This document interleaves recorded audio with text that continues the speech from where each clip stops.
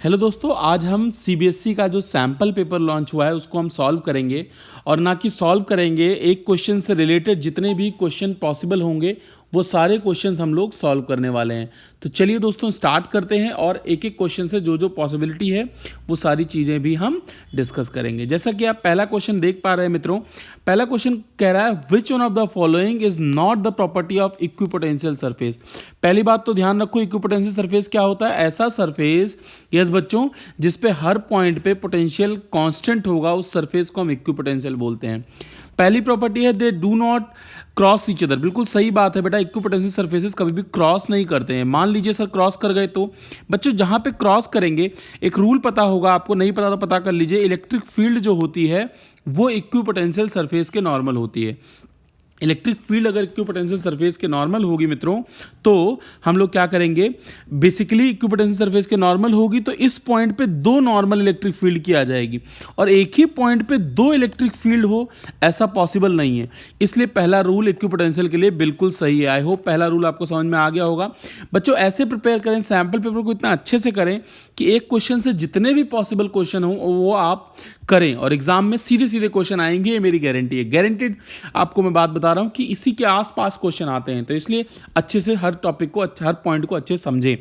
Next क्या कह रहा है, the rate of change of potential with distance on them is zero. बिल्कुल सही बात है बच्चों, अगर एक इक्विपोटेंशियल सरफेस है तो यहाँ पे यहाँ पे यहाँ पे यहाँ पे यहाँ पे पोटेंशियल जो होगा वो हर पॉइंट पे सेम रहेगा, और अगर पोटेंशियल सेम रहेगा तो चेंज इन पोटेंशियल क्या रहेगा? जीरो रहेगा। यस द यूनिफॉर्म, यस बच्चों अगला है for a uniform electric field, uniform they are concentric sphere. बिल्कुल नहीं बच्चों, देखो अगर मान लो यूनिफॉर्म इलेक्ट्रिक फील्ड है तो इलेक्ट्रिक फील्ड लाइंस के बीच में, ऐसा ध्यान रखो, इलेक्ट्रिक फील्ड लाइंस जो हमारी होंगी उनके बीच में एक फिक्स गैप रहेगा और इससे कॉन्सेंट्रिक स्फेयर नहीं बन सकता। कॉन्सेंट्रिक स्फेयर बनने के लिए ज़रूरी है कि इलेक्ट्रिक फील्ड जो है वो पॉइंट चार्ज के थ्रू हो, और विद डिस्टेंस उसके बीच में इलेक्ट्रिक फील्ड देखो कमज़ोर होती जा रही है, इंटेंसिटी कमज़ोर होती जा रही है।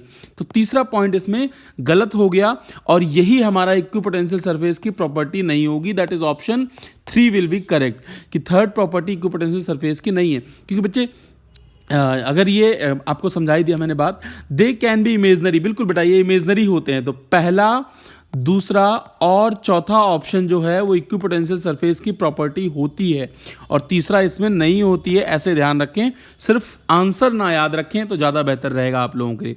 चलिए मित्रों अगले क्वेश्चन की तरफ चलेंगे। अगला क्वेश्चन क्या कह रहा है, बहुत सुंदर क्वेश्चन है, 2 point charges plus 8Q, yes दोस्तों plus 8Q and -2Q, -2Q, दूसरा चार्ज -2Q है, ये x इज इक्वल टू 0 पे रखा है और ये वाला रखा है x is equal to L पे। Find the point exactly on the x axis which net electric field is 0 due to the charges. बच्चों ऐसा पॉइंट बताना है जहां पे इलेक्ट्रिक फील्ड जीरो रहेगी। अब इस बात को अच्छे से समझें, I am just going to redraw it and explain it to you. बच्चों देखो, मान लो ये हमने सपोज कर लिया this is the line x axis और ये हमारा x इज इक्वल टू 0 है, यहाँ पे हमने एक चार्ज रख दिया प्लस 8Q। बच्चों इन लेक्चर्स को ऐसे सिर्फ ऐसे समझें क्योंकि मैं ईच एंड एवरीथिंग बताने वाला हूँ जो जो पॉसिबिलिटी है इसमें, तो stay tuned, stay connected, last तक देखते रहें, आपको बहुत सारी चीज़ें समझ में आएंगी at last. This is -2Q। मित्रों ये वाला पॉइंट L है। अब ये पूछ रहा है कि ऐसा पॉइंट बताओ जहाँ इलेक्ट्रिक फील्ड 0 होगी। बेटा देखो हम इसको 3 रीजन में डिवाइड कर लेते हैं, पहला रीजन, दूसरा रीजन और तीसरा रीजन। दोस्तों अगर हम बात करते हैं तीनों रीजंस की, यस बच्चों, तो तीनों रीजंस में सबसे पहले हम पहले रीजन में देखेंगे। देखो बच्चों अगर आप ध्यान से यहाँ पे एक पॉइंट लें तो पॉजिटिव चार्ज के थ्रू, इसको मैं नंबरिंग A बोल देता हूँ, इसको B बोल देता हूँ सिर्फ समझाने के मकसद से, तो A के थ्रू इलेक्ट्रिक फील्ड EA की डायरेक्शन ये होगी और नेगेटिव चार्ज इलेक्ट्रिक फील्ड को अपने पास बुलाता है, इसलिए EB की डायरेक्शन होगी आपकी ये। अब ध्यान से समझो बेटा, तो किसी भी पॉइंट पे आप ले लोगे इधर, हमेशा ये जो ए वाला पॉइंट है वो क्लोजर रहेगा और डिस्टेंस कम तो इलेक्ट्रिक फील्ड ज़्यादा, तो मतलब ये हमेशा स्ट्रॉन्गर, इस वाले रीजन में ये हमेशा स्ट्रॉन्गर रहेगी ईबी से। यस सर, तो यहाँ पे इलेक्ट्रिक फील्ड जीरो होने का कोई संभावना नहीं है। इसके बाद में एक शॉर्टकट टेक्निक भी बताऊंगा आपको। दूसरा बच्चों हम बीच में आ गए, बीच में देखो EA की डायरेक्शन हमेशा इधर होगी और EB की डायरेक्शन हमेशा इधर होगी, दोनों सेम डायरेक्शन में होंगी, क्योंकि नेगेटिव चार्ज पास बुलाएगा, पॉजिटिव चार्ज दूर दूर भेजेगा। तो यहाँ भी बच्चों ई नेट जो हमारा है वो जीरो कभी भी नहीं हो सकता, बट यहाँ पे पॉसिबल है। देखो बच्चों, EB हमेशा इस डायरेक्शन में होगा, EB क्लोज है और EA दूर है। EA मतलब A के थ्रू, हम A के थ्रू बात कर रहे हैं, तो A के थ्रू दूर है। तो यहाँ पे पॉसिबल है कि EB और EA हमारा इक्वल हो जाए। सर इतनी कहानी मुझे नहीं समझनी है बेटा, ऐसा ध्यान रख लो, अगर देखो अगर ये दोनों सेम नेचर के होते, दोनों पॉजिटिव होते या दोनों नेगेटिव होते, तब तो बात बन जाती। लेकिन अगर दोनों अपोजिट नेचर के हैं और दोनों का मैग्नीट्यूड अलग है मित्रों, तो सीधी सी बात है, हमेशा छोटे वाले चार्ज के पास, छोटे वाला चार्ज मतलब जिसका मैग्नीट्यूड कम है, जैसे यहाँ पे -2q है, इसका मैग्नीट्यूड कम है, उसके पास ही इलेक्ट्रिक फील्ड जीरो पॉसिबल है। ऐसा ध्यान रख लें, बहुत आसानी से क्वेश्चन हो जाएगा। अब बच्चे हम लोग ये डिस्टेंस, छोटे वाले से डिस्टेंस हम लोग मान लेते हैं r, यस, जैसा कि आप लोग समझ ही पा रहे होंगे। ये डिस्टेंस आपकी हो गई l, ये डिस्टेंस क्या हो गई l। तो हमें EA और EB बराबर लेना है, तो EA के लिए EB के लिए इलेक्ट्रिक फील्ड क्या हो जाएगी, सॉरी, ये हो जाएगी K इंटू 2Q। सिर्फ मैग्नीट्यूड की बात कर रहे हैं, डायरेक्शन तो आप समझ ही गए, 2Q अपॉन में r², और EB क्या हो जाएगा 2 इंटू 8Q अपॉन में L plus r²। Yes guys, क्या हो जाएगा, L प्लस r² हो जाएगा। इसको हमें करना पड़ेगा सॉल्व। सर Q से Q छमछम हो गया, K से K छमछम हो गया, और 2 इंटू 4 आ गया, क्रॉस मल्टीप्लाई करेंगे तो L प्लस आर का whole square is equal to 4r²। इसका मतलब L plus R is equal to, plus minus नहीं, हम प्लस ही ले लेते हैं, प्लस 2r। यस बच्चों, प्लस माइनस होता है वैसे, लेकिन हम प्लस 2r लेके सॉल्व करते हैं, अगर बात नहीं बनी तो -2r लेके भी हम सॉल्व करेंगे। तो बेटा क्या हो जाएगी, प्लस 2r। तो यहाँ पे L की वैल्यू कितनी आ गई, L की वैल्यू आ गई r। L की वैल्यू क्या आ गई मित्रों, r आ गई। यस, अब क्वेश्चन क्या पूछ रहा है, the point x at which net electric field will zero due to these charges. अब बच्चों देखो, ये जो r की वैल्यू आ गई वो L आ गई, या सॉरी, यहां पे जो r की वैल्यू आ गई मित्रों, this r is how much, this r is how much L, और ये ऑलरेडी L है। बेटा पोजीशन पूछ रहा है, तो ओरिजिन से कितनी दूरी पे, L मत काला करके आ जाना, गलत हो जाएगा, 2L हो जाएगा। ओरिजिन से कितना हो जाएगा, 2L हो जाएगा। बहुत ही इंटरेस्टिंग क्वेश्चन था, मैंने आपको अच्छे से बताने के लिए कोशिश की है, आई होप समझ में आ गया होगा बच्चे। इसीलिए मैं कह रहा हूं कि हर क्वेश्चन को आप ऐसे समझो कि उससे आगे पीछे दाएं बाएं जो भी संभावनाएं पॉसिबल हैं वो सारे हम देखेंगे। अगला क्वेश्चन है हमारा, the electric dipole moment P is placed parallel to uniform electric field. Yes बच्चों, बिल्कुल सही बात है। पैरेलल का मतलब हो गया इनिशियल एंगल θ1 जो है वो 0 है। पैरेलल का मतलब क्या हो गया, इनिशियल। बेटा देखो, डायपोल पैरेलल होने का मतलब क्या होता है, नेगेटिव चार्ज ये हो गया, पॉजिटिव चार्ज ये हो गया, P की डायरेक्शन ये है, नेगेटिव से पॉजिटिव। डायपोल की डायरेक्शन भी पूछी जाती है, तो डायपोल की डायरेक्शन ध्यान रखेंगे, it is always from negative to positive. Yes, negative to positive, जिसको नहीं पता, जिसको पता है बहुत अच्छी बात है। और इलेक्ट्रिक फील्ड मतलब इनिशियल एंगल बच्चों कितना दिया है, θ 0 डिग्री दिया है। यस सर, कोई दिक्कत नहीं है सर। चलें आगे, जी हाँ श्रीमान। चलिए, जब हम आगे मूव करेंगे, उसने बोला है amount of work done rotating a by 90 degree, मतलब θ2 भैया हमें दे दिया 90 डिग्री। सर अब ये तो बहुत आसान है बच्चों, हमें फॉर्मूला पता है, work done is equal to minus PE cos θ2 minus cos θ1। Sir हमारी किताबों में तो cos θ1 माइनस cos θ2 लिखा है। बेटा इस माइनस को अंदर मल्टीप्लाई करने के बाद वही आया था, तो डोंट बी इमोशनल, भावुक होने की कोई ज़रूरत नहीं है। PE cos θ1 माइनस cos θ2 भी आप चाहें तो लिख सकते हैं। जी हाँ दोस्त, तो भैया θ1 कितना है, 0 है, cos 0 कितना होता है 1, और cos 90 कितना होता है 0। तो वर्क डन कितना आ गया सर, ये आ गया PE के बराबर। यस बच्चों, कितना आ गया, PE के बराबर। आप प्रॉपर लिखेंगे cos 0 cos, अच्छा लिखना तो है ही नहीं, काला करना है अब तो, इस बार तो काला मतलब सॉल्व करना है। दिस इज 1, दिस इज 0, तो आपने सॉल्व किया तो आंसर आ गया PE। PE का मतलब कौन सा ऑप्शन है sir, it is second option. I hope सबको समझ में सारी चीज़ें क्लियरली आ रही होंगी। चलेंगे नेक्स्ट क्वेश्चन की तरफ, guys and girls, ladies and gentleman. Yes बच्चों, देखिए क्या बोला है, 3 capacitors 2 microfarad, 3 microfarad and 6 microfarad are joined in series with each other the equivalent capacitor. Sir ये तो बहुत ही आसान क्वेश्चन दे दिया। बेटा सीरीज में 1/CS क्या होता है, 1/CS होता है 1/C1 plus 1/C2 plus 1/C3। Parallel में क्या होता है सर? पैरेलल में होता है C1 plus C2 plus C3 होता है। मैं सारी चीज़ें आसपास की बता रहा हूँ बच्चों, ध्यान रखेंगे। एक इंटरेस्टिंग फैक्ट, ये तो मैं सॉल्व करने ही वाला हूँ, इससे आसपास जो भी चीज़ आपसे पूछना चाहता है, एग्जामिनर पूछ सकता है, वो सारी चीज़ें मैं आपको बता दूँ। देखिए सीरीज में बच्चों Q कांस्टेंट होता है, यस, और Q इज इक्वल टू होता है CV, यस सर। तो अगर आप V की बात करें तो हो जाता है Q/C। हाँ सर, क्या कहना चाहते हो खुल के बोलो बच्चों। देखो अगर पोटेंशियल का रेशियो पूछेगा और Q कांस्टेंट होता है तो V1:V2 क्या हो जाएगा? 1/C1:1/C2 हो जाएगा, क्योंकि देखो Q/C1 Q/C2, Q से Q छमछम हो जाना है, 1/C1:1/C2 हो जाएगा सीरीज में।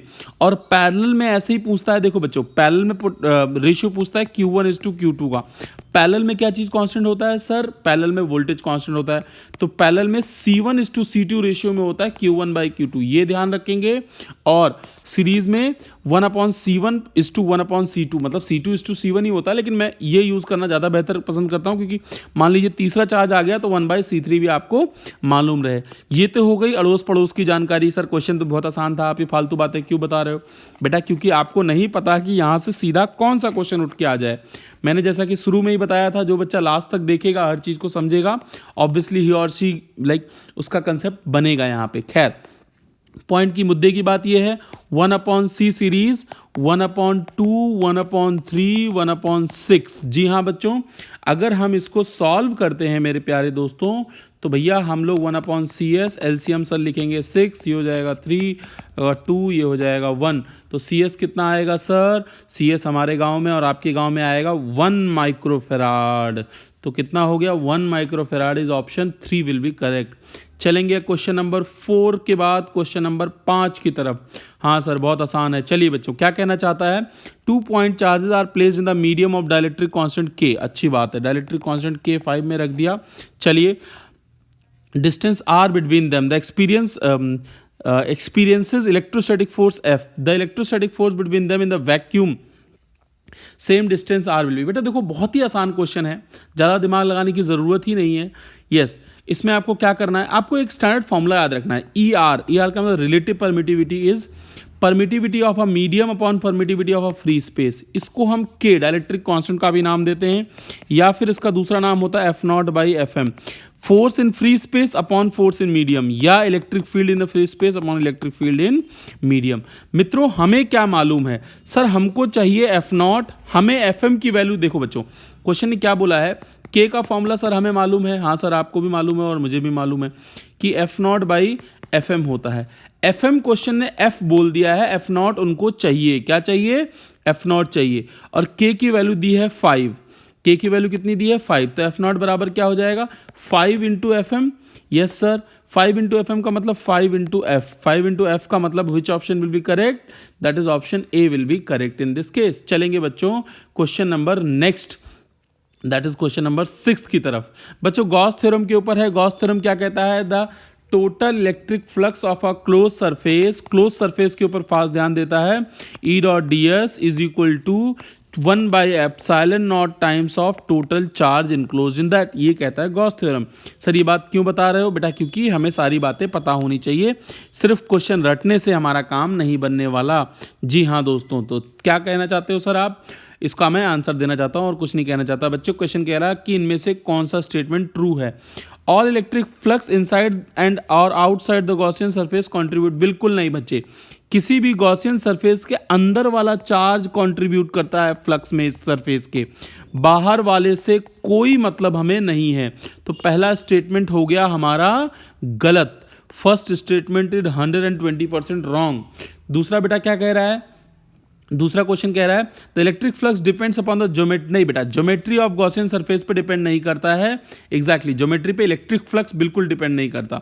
वो इलेक्ट्रिक फील्ड का अलग सिनेरियो बनता है कि स्ट्रेंथ कमजोर हो जाती है अगर डिस्टेंस बढ़ जाता है तो। लेकिन खैर हमें बात करें ज्योमेट्री की तो बिल्कुल भी उसके ज्योमेट्री डायमेंशन पे डिपेंड नहीं करता। तो Gauss theorem can be applied बिल्कुल नहीं बेटा। नॉन यूनिफॉर्म इलेक्ट्रिक फील्ड में क्या होगा? जैसे मान लो यहाँ पे इलेक्ट्रिक फील्ड स्ट्रांगर हो गई, यहाँ पे वीकर हो गई, तो आप निकाल नहीं पाओगे प्रॉपर्ली। तो गॉस थ्योरम इसीलिए बात करता है यूनिफॉर्म इलेक्ट्रिक फील्ड के लिए। Last but not least option, the electric field over a Gaussian surface remains continuous and बिल्कुल सही बात है, फोर्थ ऑप्शन हमारा इसमें सही हो जाएगा। चलेंगे बच्चों अगले प्रश्न की तरफ, क्वेश्चन नंबर 6। बहुत ही सुंदर क्वेश्चन है बच्चों, बहुत ही फेमस क्वेश्चन है। इसको सिर्फ एक क्वेश्चन की तरह ना लें, एक कंसेप्ट की तरह लें। बच्चों देखो क्या है, capacitor is charge by the battery V volt, after charging battery is disconnected and dielectric plate with dielectric constant K is inserted between its plates. Dielectric K insert कर दिया, the potential across the plate of the capacitor will be।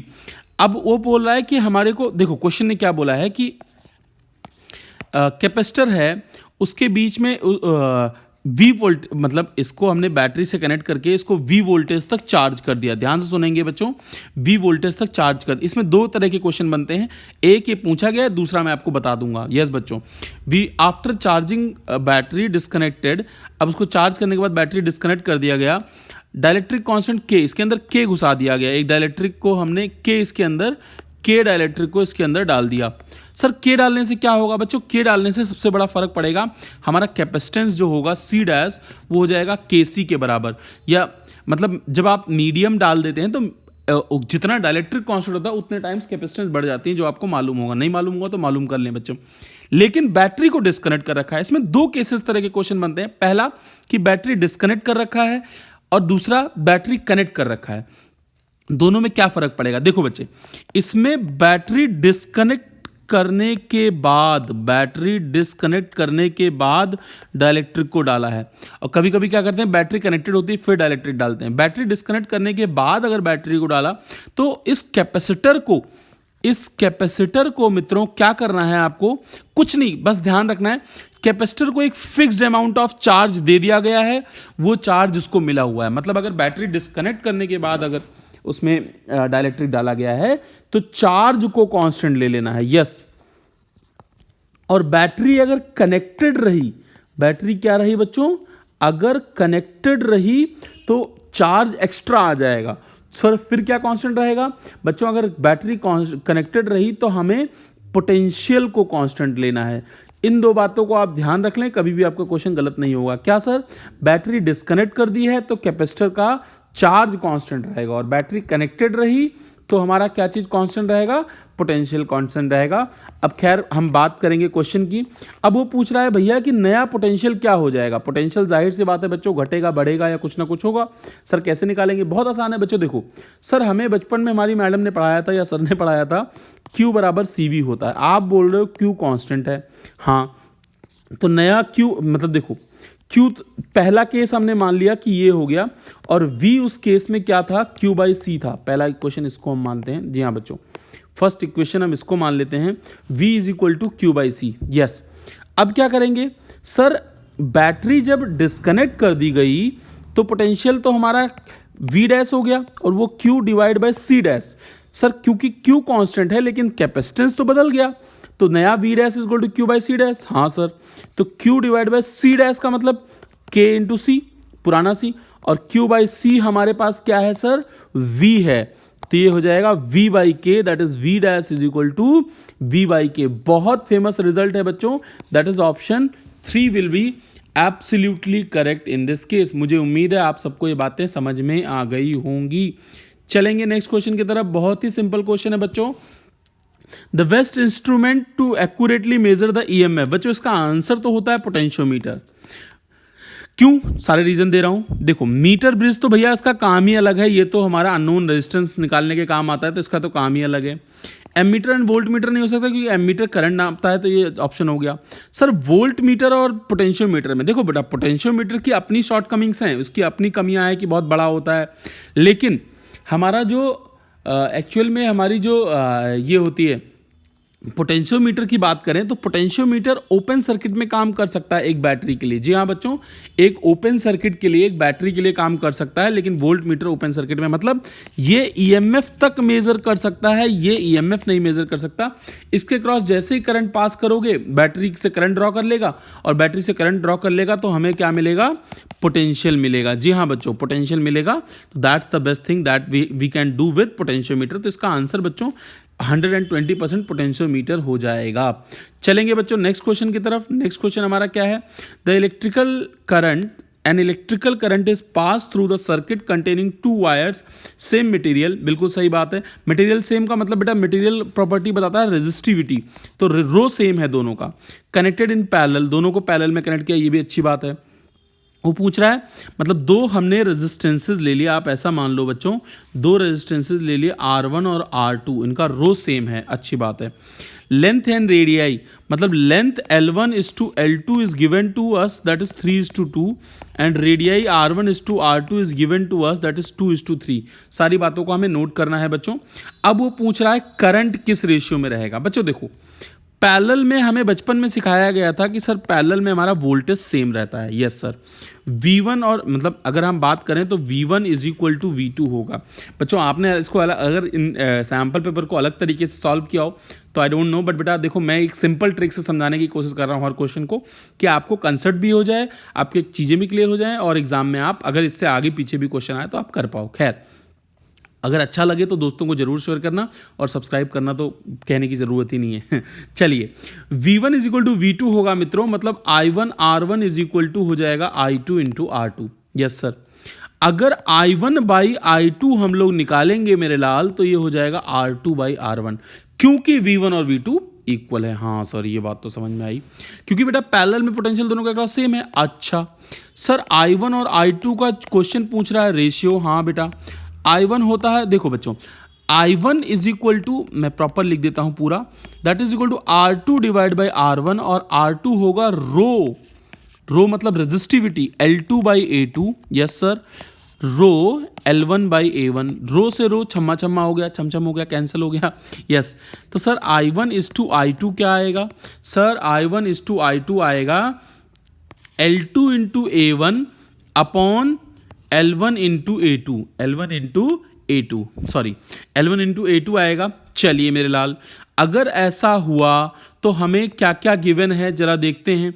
Sir L1 is to L2 given है 3:2, मतलब यहाँ पे हम क्या रखेंगे sir 2:3, और A1 इज टू A2 क्या गिवन है? A1 इज टू A2 तो नहीं गिवन है सर, रेडियस गिवन है, तो सर हमें तो पता है ना पाई R1 square pi R2 square होता है, पाई से फाई चमचम हो गया, मतलब 2:3, R1 is to R2, R1 is to R2 is 4:9। Yes, 4:9, तो आंसर कितना आ गया सर? 8:27 आ गया। बहुत ही सिंपल क्वेश्चन था।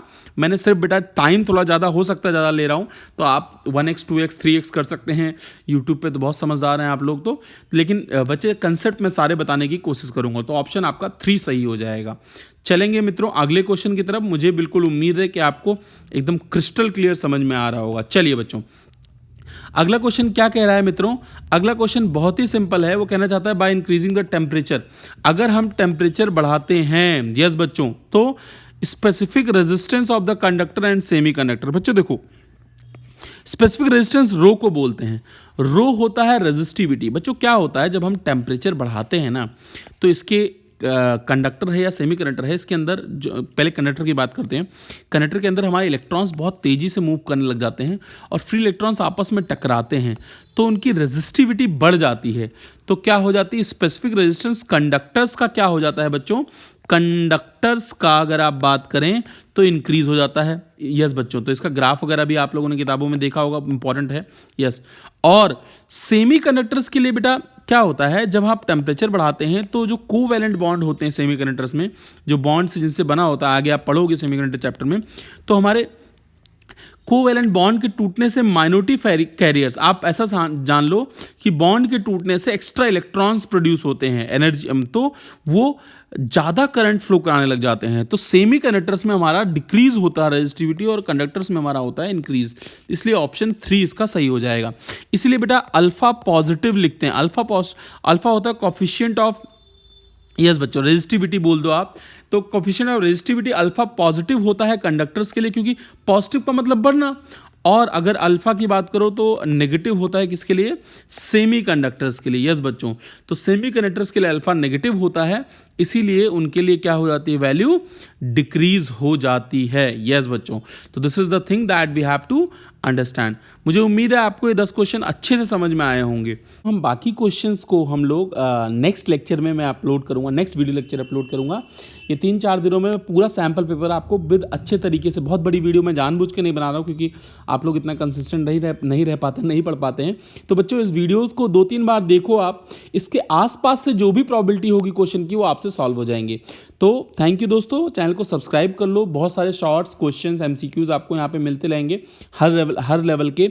और अपने दोस्तों को जरूर से जरूर शेयर करो और लेक्चर को प्रॉपर्ली देखा करो। थैंक यू दोस्तों, we will meet in the next lecture with 11th question to further question. जी हाँ।